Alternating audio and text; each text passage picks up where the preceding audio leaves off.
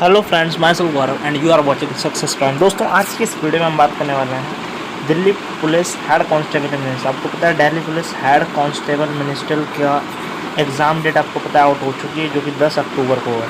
तो अब आपके पास जो भी लास्ट टाइम बचा है, अगर हम आज से भी देखें, अगर आज है 25 अगस्त आपकी, तो यहाँ पर आपके पास 30 दिन ये हैं सितंबर के, और फिर 10 दिन हैं वो 40 और 5 45 दिन आपके पास आज से गिनती के बचे हैं। ठीक है, तो एक डिटेल स्ट्रैटेजी हम यहाँ पर बात करें कि अब जो बचा हुआ शेष टाइम है उसमें आप इन 30-40 जो दिन भी बचे हैं उसमें और अपनी तैयारी को किस तरीके से बेहतर बना सकते हैं। ठीक है, कौन कौन सी चीज़ें हैं जो बहुत ज़्यादा इंपॉर्टेंट है एंड टाइम पे आपके लिए। तो देखो, कोई भी एग्ज़ाम आप दो तो सबसे इंपॉर्टेंट चीज़ होती है प्रीवियस ईयर पेपर। ठीक है, अगर बात करें हेड कांस्टेबल मिनिस्ट्रियल के, तो आपको पता है इसके जो पेपर था वो, इसकी जो वैकेंसी पहली बात बहुत रेयर आती है। ठीक है, इससे पिछली 2014 या 15 में वैकेंसी आई थी, उससे पहले जो हुआ था वो 10 में आई थी, और इससे पहले के एग्ज़ाम जो होते थे वो इसके ऑफलाइन होते थे, ऑनलाइन एग्ज़ाम नहीं होता था, और प्लस में नेगेटिव मार्किंग भी नहीं थी। तो ये बिल्कुल ऐसा समझ लीजिए जैसे Delhi police Delhi police constable के एग्ज़ाम पहली बार ऑनलाइन हुए, पहली बार नेगेटिव मार्किंग आई, कुछ उस तरीके से ही चीज़ें यहाँ पर रहेंगी। ठीक है,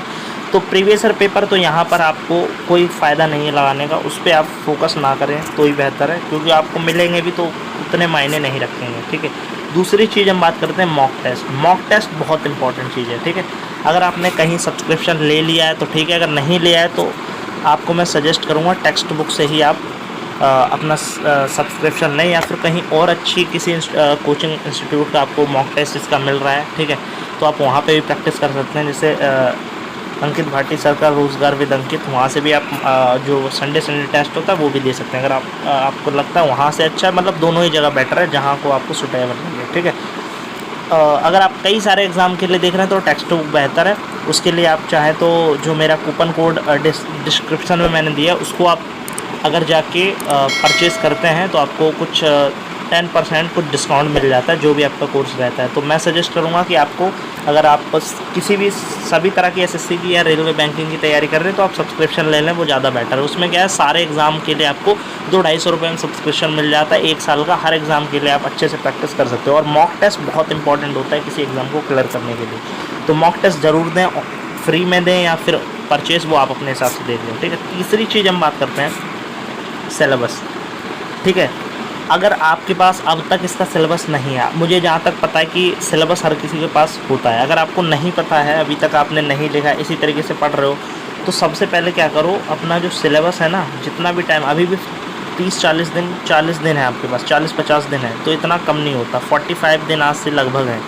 तो 45 दिन में सबसे पहले आज ही एक पेज पे सारा सिलेबस इसका नोट कर लो आप। इसमें आपको पता है कौन कौन से सेक्शन आते हैं। इसमें आपका आता है मैथ, रीजनिंग, जीके, इंग्लिश, और प्लस में कंप्यूटर भी आता है। ये 5 सेक्शन आपके आएंगे, तो इनका जो डिटेल सिलेबस है वो आपके पास होना चाहिए। ठीक है, मान लेते हैं फिर सिलेबस वाइज स्ट्रेटजी की बात करेंगे। पेपर पैटर्न क्या रहता है, ठीक है, तो वो सबसे इम्पोर्टेंट है। आपको पता ही होगा कि इसमें टोटल 5 सेक्शन आएंगे, मैथ्स, रीजनिंग, जीके, इंग्लिश और कंप्यूटर। ठीक है, इसमें मैथ के 20 क्वेश्चन होते हैं, और जो हमारा जीके है इसके हमारे 25 क्वेश्चन होते हैं, इंग्लिश के 25 क्वेश्चन होते हैं, कंप्यूटर के 10 क्वेश्चन होते हैं, और रीजनिंग के 20 होते हैं। ठीक है, तो 20, 40, 60, 65 और 10, 75। 1 मिनट,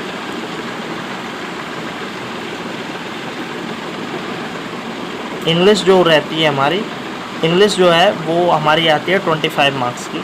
ठीक है, और जो हमारी रीजनिंग है वो भी आती है 25 मार्क्स की, यानी 50 नंबर ये हो गए। 10 नंबर का कंप्यूटर, 60, 20, 20, यानी कुल मिला के अगर हम यहाँ पर बात करते हैं पेपर पैटर्न की, ठीक है, तो आपको पता ही होगा कि पेपर पैटर्न में मैथ्स आती है, रीजनिंग आती है, जीके आती है, इंग्लिश आती है, कंप्यूटर आता है। मैथ्स के 20 क्वेश्चन आते हैं, रीजनिंग के, जीके, इंग्लिश, कंप्यूटर के 10 क्वेश्चन आते हैं, इंग्लिश के 25 क्वेश्चन आते हैं, और रीजनिंग के भी 25 क्वेश्चन, और जीके के 20, यानी रीजनिंग और इंग्लिश के 25-25, 50 नंबर के ये हो गए। 10 नंबर का कंप्यूटर, और 20 मैथ, और जीके 20-20 नंबर की। तो इस तरीके से आपका 100 नंबर का पेपर होता है। ठीक है, 100 मार्क्स का आपका पेपर होगा, प्लस इसमें 30 मार्क्स का इस कंप्यूटर स्किल टेस्ट भी होता है, जो आपको इस रिटर्न के बाद देना होगा। ठीक है, रिटर्न में आपको पता ही होगा कि इसमें नेगेटिव मार्किंग बहुत तगड़ी रखी गई है। ठीक है, नेगेटिव मार्किंग जो है इसमें 1/2 की नेगेटिव मार्किंग रखी गई है, 1/2, ना 1/4 ना 1/3। 1/2 का मतलब है अगर आप दो सवाल गलत करते हो तो आपका एक सही सवाल भी गलत हो जाता है, ठीक है। तो ये अच्छी खासी तगड़ी लेवल की नेगेटिव मार्किंग आपको देखने को मिलेगी, ठीक है। और इस तरीके से एक क्वेश्चन 1 नंबर का हो गया, नेगेटिव मार्किंग 1/2 की होगी, 100 क्वेश्चन आते हैं, ये 5 सेक्शन रहते हैं 20-20 नंबर का, ठीक है। अगर बात करें इसमें टाइमिंग की, तो टाइमिंग आपको पता ही होगा, इसमें 90 मिनट का आपको टाइम दिया जाता है, ठीक है। 100 क्वेश्चन के लिए आपको 90 मिनट दिया जाएगा, 5 सेक्शन आपके इसमें आते हैं, ठीक है। तो ये रहता है इसका पेपर पैटर्न। टियर 1, टियर 2 जो होता है उसमें आपका स्किल टेस्ट होगा जो कि 30 नंबर का होता है, और इसमें इंग्लिश और हिंदी की वर्ड टाइपिंग होती है जो भी आपको दिया रहेगा। तो उसी हिसाब से आप जितना अच्छा प्रदर्शन करोगे, जितना अच्छा एक्यूरेसी स्पीड होगी, उस हिसाब से आपको मार्क्स मिलते हैं। और फिर फाइनली आपकी जो मेरिट बनती है वो मेरिट आपकी बनती है 130 नंबर में से, ठीक है। तो कोशिश आप ये करो कि थोड़ी रिटन में ज़्यादा से ज़्यादा मार्क्स गेन कर सको, ताकि वहाँ पे आपका प्रेशर मतलब बर्डन जो है वो कम रहे, क्योंकि वहाँ पे ऐसा माना जाता है कि 20 मार्क्स भी लाना काफ़ी बड़ी बात होती है 30 में से, ठीक है। थोड़ी हार्ड मानी जाती है स्किल, थोड़ी बहुत अच्छी खासी प्रैक्टिस आपकी चाहिए, ठीक है।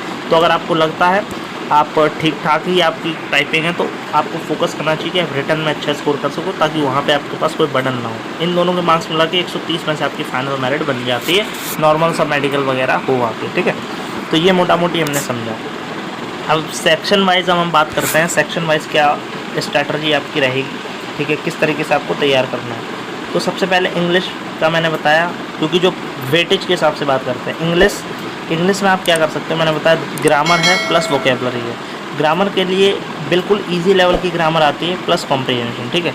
ग्रामर के लिए आपको कुछ खास नहीं करना है, बेसिक से जो रूल्स हैं सबके वो एक बार देख लो, और ज़्यादा से ज़्यादा ग्रामर के क्वेश्चन की प्रैक्टिस करो आप, ठीक है। जो भी आपके पास बुक है या प्रैक्टिस सेट है या मॉक है, ज़्यादा से ज़्यादा ग्रामर के क्वेश्चनों की प्रैक्टिस करो बस, ठीक है। जैसे error, fill in the blanks, ये सारी चीज़ें। वो क्या उसके बाद कॉम्प्रिहेंशन के लिए भी कुछ नहीं आपको करना, चाहे तो कोई भी इंग्लिश का जो न्यूज़पेपर है उसका एक एडिटोरियल बस रोज़ पढ़ना शुरू कर दो, ठीक है। या फिर दूसरा ऑप्शन है कि प्रीवियस ईयर पेपर में जो कॉम्प्रिहेंशन आए उनको आप उनको सॉल्व करके भी प्रैक्टिस कर सकते हो। बचा वोकेबलरी के लिए देखो कुछ भी डिसाइड नहीं होता कहाँ से पूछ ले। इसका सबसे बढ़िया तरीका ये है, जो मैंने खुद अप्लाई किया था SSC MTS के एग्ज़ाम में, तो उसमें क्या था कि आप क्या कर सकते हो, जितने भी हाल के एग्ज़ाम हुए हैं, जैसे कि 2022 में CHSL का एग्ज़ाम हुआ, MTS का हुआ, फेस 10 का हुआ, ये सारे SSC के एग्ज़ाम, इनमें जो भी इंग्लिश के वोकैब के क्वेश्चन आए उन सभी को आप, जितने भी सेट है उन सभी के क्वेश्चन को एक बार नज़र मार लो। कहीं ना कहीं वही चीज़ें इंग्लिश में हर बार रिपीट होती हैं, तो ज़्यादा चांस है आपके उन्हीं में से क्वेश्चन फंस जाएँ। बाकी इसमें इतने 30-40 दिन जो बच्चे हैं, इनमें इतना फोकस करने की ज़रूरत आपको नहीं है, ठीक है। और कुछ चाहें तो आप प्रीवियस ईयर पेपर जो और हैं 2-3 साल के, उनसे इंपॉर्टेंट जो वोकैब है उन्हीं को अच्छे से रिवाइज करें। दूसरा यहाँ पे सेक्शन आता है हमारा रीजनिंग, ठीक है, जो भी 25 मार्क्स का ये भी रहता है, ठीक है। इसके लिए सिंपल कुछ नहीं है आपको, अगर आपकी रीजनिंग थोड़ी वीक है तो आप थोड़ा सभी चैप्टर हैं उनका मोटा मोटी जो चीज़ें होती हैं, कॉन्सेप्ट होता है, उसको देख लो। अगर आपकी ठीक ठाक रीजनिंग है सभी में, तो कुछ नहीं करना आपको, प्रीवियस ईयर पेपर उठाओ जो भी MTS के CHSL के, उसी से ज़्यादा प्रैक्टिस आप करो, बस इसके लिए इतना सफिशिएंट होता है, और कुछ भी एक्स्ट्रा करने की ज़रूरत नहीं है। या फिर कोई प्रैक्टिस सेट हो बस वो लगाओ, और जो चैप्टर आपके रीजनिंग में वीक हैं उन पर फोकस करो, जैसे एनालॉगी है, नंबर सीरीज, जो भी लगता है। तीसरे नंबर पे आ जाता है हमारा यहाँ पर कंप्यूटर, ठीक है। कंप्यूटर की अगर मैं बात करूँ, देखो कंप्यूटर 10 नंबर का है, ठीक है। कंप्यूटर के लिए आप क्या कर सकते हो, कंप्यूटर के लिए अगर आपने पहले कभी कुछ नहीं पढ़ा है तो आप कहीं ना कहीं यूट्यूब का सहारा ले सकते हैं। मोस्ट इम्पॉर्टेंट जो टॉपिक्स हैं, ठीक है, जो बहुत ज़्यादा इंपॉर्टेंट चीज़ें हैं उनको आप यूट्यूब से कवर करके एक नोट्स तैयार कर सकते हैं, रिवाइज़ कर सकते हैं। अदरवाइज़ आप कोई भी कंप्यूटर की बुक ले सकते हो, जैसे कि लूसेंट की कंप्यूटर की बुक आती है पतली सी, उनमें कुछ 4-5 सिलेक्टेड टॉपिक्स हैं जो आपसे पूछे जाते हैं, ठीक है। तो उन्हीं को आपको कवर करना है। इसका डिटेल सिलेबस जो है कि मोस्ट इंपॉर्टेंट टॉपिक्स कौन से हैं हेड कांस्टेबल मिनिस्ट्रियल के लिए, उस पर भी मैं वीडियो बनाऊंगा, ठीक है। नेक्स्ट वीडियो उसी पर होगा, तो उन्हीं पर आपको फोकस करना है, बस उन्हीं को आप उनसे कवर कर लो, बहुत अच्छा आपका कंप्यूटर हो जाएगा। इससे नॉर्मल से ही क्वेश्चन आते हैं, कुछ खास नहीं क्वेश्चन होते। चौथा सेक्शन हमारा बचता है मैथ्स, ठीक है। मैथ्स में आपको बता दूं कि इसमें अर्थमेटिक प्लस एडवांस दोनों आते हैं। लगभग 15 क्वेश्चन अर्थमेटिक के होते हैं और 5 से 6 क्वेश्चन आपके एडवांस के होते हैं, तो कहीं ना कहीं एडवांस का भी पोर्शन इसमें पूछा जाता है। अब बहुत से स्टूडेंट के मन में डाउट होगा कि क्या इसको छोड़ देना चाहिए एडवांस को, अगर जिनकी एडवांस वीक है, तो मैं आपको सजेशन तो यही दूंगा कि छोड़ो तो कुछ भी नहीं, क्योंकि कई बार क्या होता है कि एडवांस के क्वेश्चन अर्थमेटिक से बिल्कुल लो लेवल के आ जाते हैं, सीधा फार्मूला लगाया आंसर निकल गया। तो इनका जो जितने भी चैप्टर हैं 2-3 इसके, अलजेब्रा, मेंसुरेशन, इनके ऊपर की जो कॉन्सेप्ट है ना हल्का हल्का, वो सारी चीज़ों को आप कवर कर लो 30-40 दिन जो भी हैं, ठीक है। कोई भी वीडियो यूट्यूब से देख के इनकी जो कहने का मतलब है जो कॉन्सेप्ट, बेसिक कॉन्सेप्ट होता है, ठीक है, फार्मूलेस होते हैं, बेसिक चीज़ें होती हैं, उन पर नज़र मार लो, ताकि कोई बेसिक क्वेश्चन आया तो वो आपसे ना छूटे। बाकी हाई लेवल का क्वेश्चन आया तो फिर अलग ही बात है, वो तो सबका ही गलत होना है, लेकिन आसान चीज़ नहीं छोड़नी चाहिए। तो फिर आप अर्थमेटिक के जो 15 क्वेश्चन हैं इनको बहुत अच्छे से कवर करो। अगर आपके एडवांस वीक है तो इस तरीके से अर्थमेटिक की बार 2-4 बार प्रैक्टिस कर लो, और इसके लिए आप RS अग्रवाल की बुक या जो भी बुक आपके पास है उसी से 2-3 बार अच्छे से सभी चैप्टर के क्वेश्चन की प्रैक्टिस कर लो। आपके 14-15 क्वेश्चन सही होने ही चाहिए, तब आपको कोई दिक्कत नहीं। और एडवांस के लिए आप थोड़ी थोड़ी चीज़ें पढ़ सकते हो, ठीक है। और एडवांस अगर आपको कवर करना है तो मैंने बताया, अगर अच्छी है आपकी तो सिर्फ प्रैक्टिस सेट लगाओ, और अगर ख़राब है, एडवांस आपकी वीक है, तो आप उसके लिए क्या कर सकते हैं, उसके लिए आप थोड़ा जो हर चैप्टर का बेसिक है वो मैंने बताया यूट्यूब वगैरह से कवर कर सकते हो, ठीक है, थ्योरिकल चीज़ें जो इसकी होती हैं। 5वें नंबर पे हमारा जो कि लास्ट सेक्शन है जीके, ठीक है। जीके की अगर मैं बात करूं तो जीके एक ऐसा एसएससी का पार्ट बन गया है, ठीक है, जो काफ़ी ज़्यादा बच्चों के मन में डाउट रहता है कि जीके जो है वो कहाँ से कवर किया जाए, कैसे, क्योंकि इसका कुछ आजकल ठिकाना नहीं है कि ये लूसेंट से पूछ रहा है, कभी कहीं से भी चीज़ें बन जाती हैं। जीके में देखिए अब 2 चीज़ों पर एसएससी मेन फोकस करती है आपका, ठीक है। जीके के लिए वैसे जीके को कैसे तैयार करें किसी भी एसएससी के एग्ज़ाम के लिए, इस पर मैं एक अलग सेपरेट वीडियो आपको बना के दूंगा, ठीक है। बाकी इसमें अभी कुछ चीज़ें बता रहा हूँ, क्योंकि MTS का जो एग्ज़ाम मेरा हुआ था अभी, तो SSC MTS 2022, इसमें जीके में मेरे 20 मार्क्स आए थे आउट ऑफ 25, ठीक है। तो यहाँ पर कहीं ना कहीं एक अच्छा स्कोर मान सकते हो आप, ठीक है। 20 आउट ऑफ 25, मतलब 25 में से 20 मार्क्स रॉ स्कोर था। 21 क्वेश्चन थे जो सही थे, 4 क्वेश्चन गलत थे, तो एक कट कर 20 क्वेश्चन रॉ स्कोर बना मेरा, ठीक है। तो कहीं ना कहीं आपको स्ट्रैटेजी इस पर मैं अलग सेपरेट बना दूँगा। इसमें देखिए ज़्यादातर करंट अफेयर और स्टैटिक के क्वेश्चन आते हैं। अब इसके लिए क्या है, मैं एक मोस्ट इंपॉर्टेंट जीके के कौन से टॉपिक्स हैं वो आपको अगले वीडियो में बता दूंगा। आप सिर्फ उन्हीं टॉपिक्स को अच्छे से तैयार कर लो और उससे आप अच्छे खासा प्रैक्टिस करो, ठीक है। उन्हीं को आप यूट्यूब वगैरह से या बुक से या किसी और तरीके से उन्हीं टॉपिक को कवर कर लो, उन्हीं के ऑब्जेक्टिव क्वेश्चन लगा लो, बस सफिशिएंट है, और कुछ जीके में पढ़ने की ज़्यादा ज़रूरत नहीं है, ठीक है।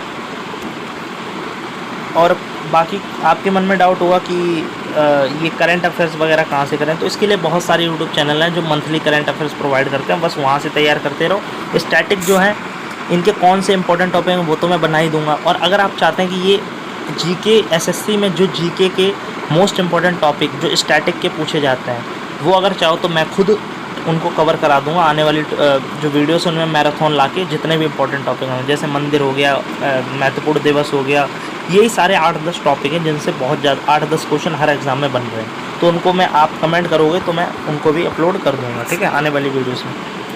तो ये थी दोस्तों हमारी वीडियो जिसमें मैंने डिटेल आपको बताई, ठीक है, कि किस तरीके से इसमें किस तरीके से आपके पास एक जो भी आपके पास शेष दिन 40 से 45 दिन बचे हुए हैं, तो इन 40 से 50 दिन के बीच आप किस तरीके से अपनी जो भी तैयारी है उसको सिस्टमेटिक तरीके से तैयार कर सकते हैं, ठीक है। क्या आपका एक खाका होना चाहिए जिस बेस पर आपको चलना है सिलेक्शन के लिए, ठीक है। तो अगर आपने इसी दिशा में लगभग हैं तो आप सही तैयारी में हैं, ठीक है। बाकी अपनी अपनी स्ट्रेटजी होती है, लेकिन ये मैंने अपने पॉइंट ऑफ व्यू से रखा। अगर आपको थोड़ी सी भी लगा हो कि स्ट्रेटजी ठीक ठाक है, तरीका जो बताया वो ठीक है, बाकी आप ये सोचो कि टाइम टेबल है वो तो देखो हर किसी का टाइम टेबल अपना अपना खुद मैनेज करता है। किसी को जल्दी, कोई रात में लेट सोता है, कोई जल्दी सुबह उठता है, तो टाइम टेबल तो आप अपने हिसाब से मैनेज करो। लेकिन फिर भी मैं टाइम टेबल के लिए बस इतना कहूँगा कि जीके और इंग्लिश वाला जो पोर्शन है ये थोड़ा लर्न करने वाला होता है, तो इसको आप 6 से 12 के बीच अपने टाइम टेबल में रखा करो। मैथ रीजनिंग, मतलब दूसरी चीज़ ये है कि हमेशा 2 सब्जेक्ट एक दिन में पढ़ो, एक जीके या इंग्लिश में से और एक मैथ या रीजनिंग में से। एक दिन आप जैसे जीके पढ़ रहे हो, एक दिन मैथ, एक दिन इंग्लिश, एक दिन रीजनिंग, और सुबह वाले में जीके इंग्लिश रखो, शाम वाले में मैथ। इस तरीके से आप अपने टाइम टेबल को अपने हिसाब से मैनेज करते हुए बनाएं, ठीक है। और जो भी एक ऐसा भी प्लान बनाएं जिसमें आपके पूरा प्लान बना होना चाहिए कि ये आज से मेरे पास 45 दिन है, तो इनमें दिनों को भी डिवाइड कर लो, इतने दिन में मुझे ये कवर करना है, इतने में ये कवर करना है, इतने में ये करना है, इतने में मॉक लगाना है, इतने में ये चीज़ें, ये बहुत इंपॉर्टेंट और हेल्पफुल होती हैं आपके एग्ज़ाम को एक सिस्टमेटिक दिशा दिखाने के लिए, ठीक है। तो इस तरीके से अपना आप प्लान, रूटीन, टाइम टेबल और सारी चीज़ें मैनेज कर सकते हैं, ठीक है। तो दोस्तों अगर वीडियो बिल्कुल भी हेल्पफुल लगाओ तो चैनल को सब्सक्राइब कर लो, ताकि ऐसी और वीडियोस आपको आने वाले टाइम में मिले, मोस्ट इंपॉर्टेंट टॉपिक्स की वीडियो, प्लस मैं जीके के जो मोस्ट इंपॉर्टेंट टॉपिक हैं उनको डिटेल से भी कराऊंगा। और अगर आपका इससे रिलेटेड और कोई डाउट रह गया उसको कमेंट करो, उस पर भी वीडियो आएगी, ठीक है। और कोई और तरह की आप चाहते हो तो उस पर भी कमेंट करो, आपकी समस्या हो, कोई सॉल्यूशन प्रॉब्लम हो तो उसको भी आप पूछ सकते हैं। So thank you for watching this video, मिलते हैं नेक्स्ट वीडियो में। जय हिंद।